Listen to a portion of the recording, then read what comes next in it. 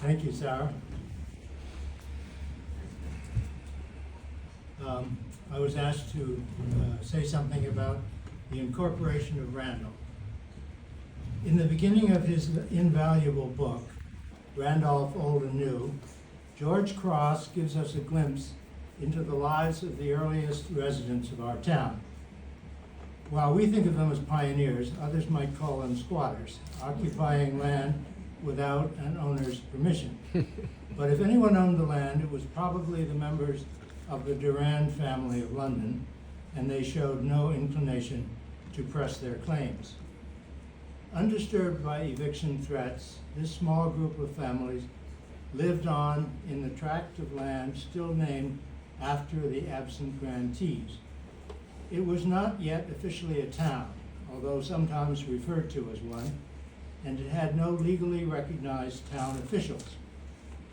The story of how Durand became Randolph is the story of the state government's effort to extend its reach over the scattered settlements within its borders, and of the residents of Durand organizing to take advantage of the new opportunities thus made available. Perhaps unsurprisingly, the first reference to Durand by the New Hampshire General Court, our state legislature, was its inclusion in a list of communities assessed for taxes in 1797. Since Durand had no selectmen, the job was farmed out to several named individuals, none of whom had any apparent local connections.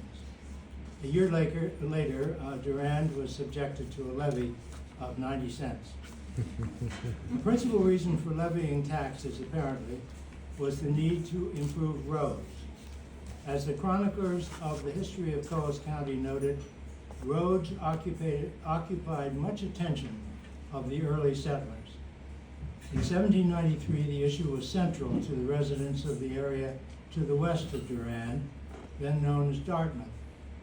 As they said in their petition for incorporation, Dartmouth is inhabited by 24 families, which labor under many inconveniences for want of legal authority to conduct town business.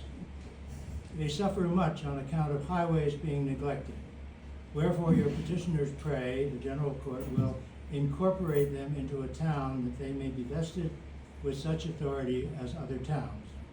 The General Court did, and they chose the name of Jefferson for their newly incorporated community. Over the next 3 decades, Concord promoted an extensive statewide program of construction to transform the existing network of tracks and trails into a network of thoroughfares for coaches and carriages. In this effort, New Hampshire's famous parsimony was on full display. It did not build the roads itself. Instead, it chartered wealthy developers as turnpike corporations, spelling out starting and ending points and empowering them to survey, lay out, and make and keep in repair a road in such route or tract as in the best of their judgment and skill will combine the shortness of distance with the most practicable ground between those 2 points. The corporations could sell shares and were authorized to collect tolls. In December of 1803, the General Court passed 2 measures having special importance for the residents of Durand. The first, on December 13th of that year, constituted the County of Coles, embracing all the lands and waters north of a line stretching from the Connecticut River at Dalton in the west to the boundary with the District of Maine at Tamworth in the east. Durand was now identified as part of the larger North Country community. The second, passed 2 weeks later, December 28th, was an act to incorporate the proprietors of the 10th New Hampshire Turnpike.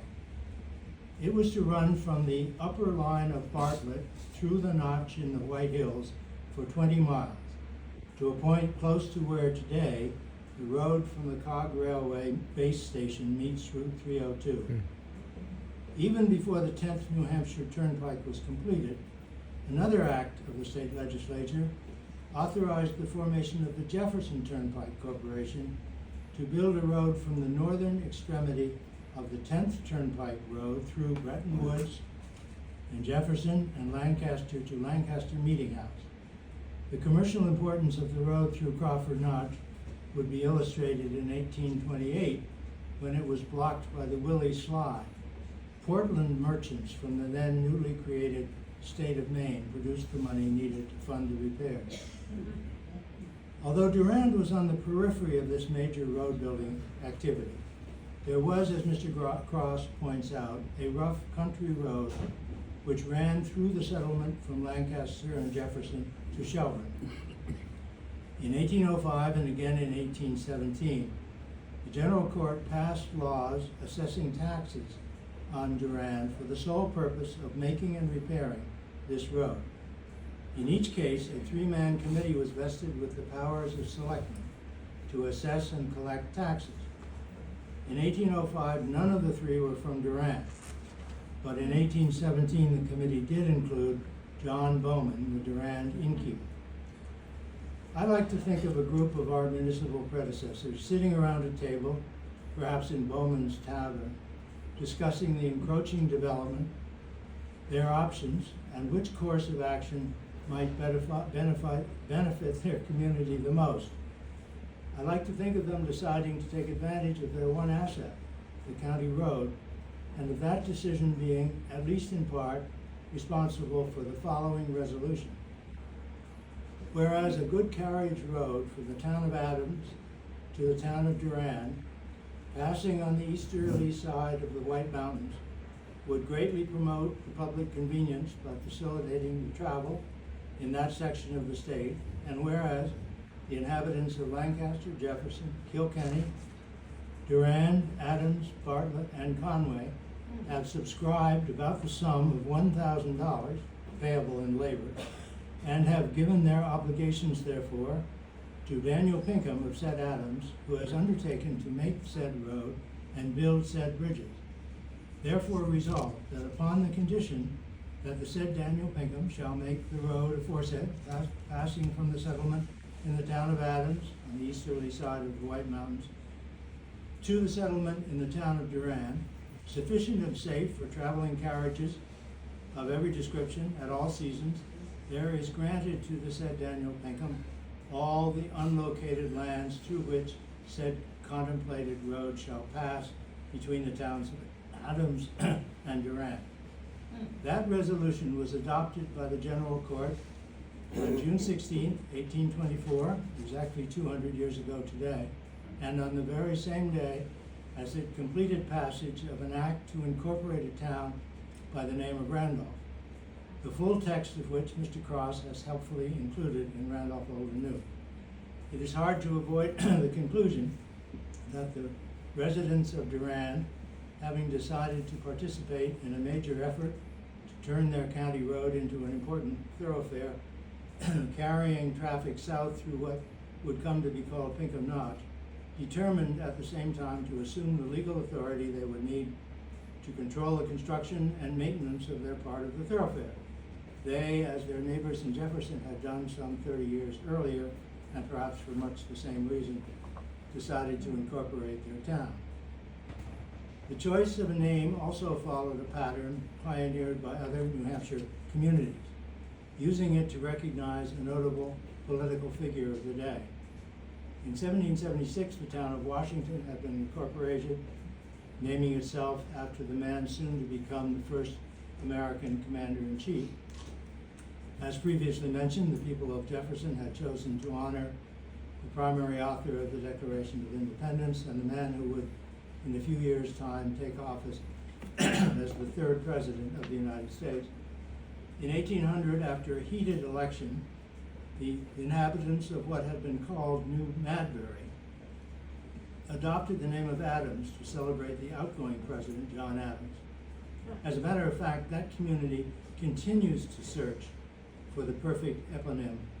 In 1829, as in the wake of another heated election, the town would be incorporated, and the second name change would register the residents' displeasure with the defeated President John Quincy Adams and support for the winner, Andrew Jackson. And as recently as 2021, they would again address their town name by voting to swap out Andrew Jackson, a slave owner, for Charles Jackson, a former state geologist.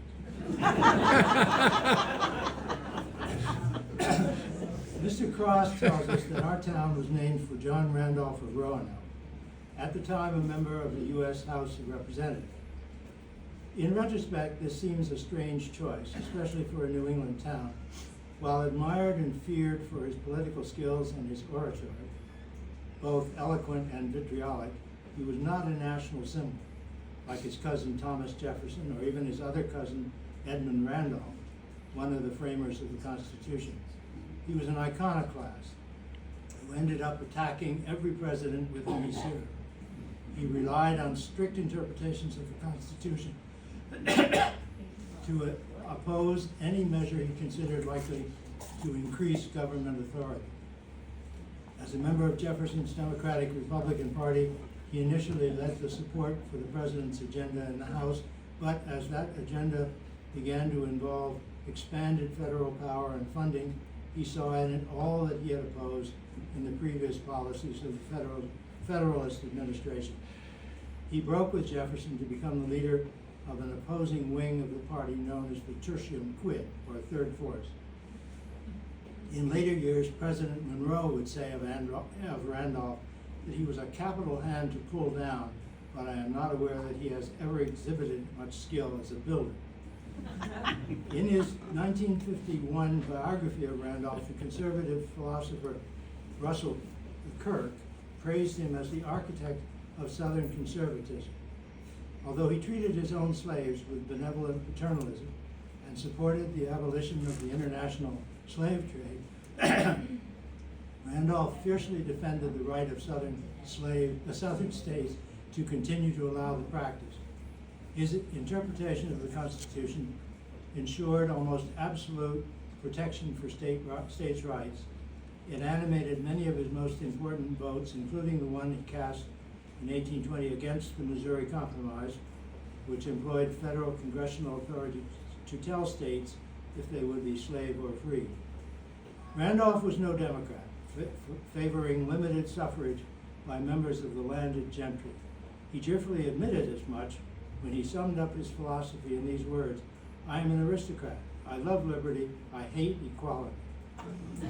As residents of his namesake town, we have had a lot to live down.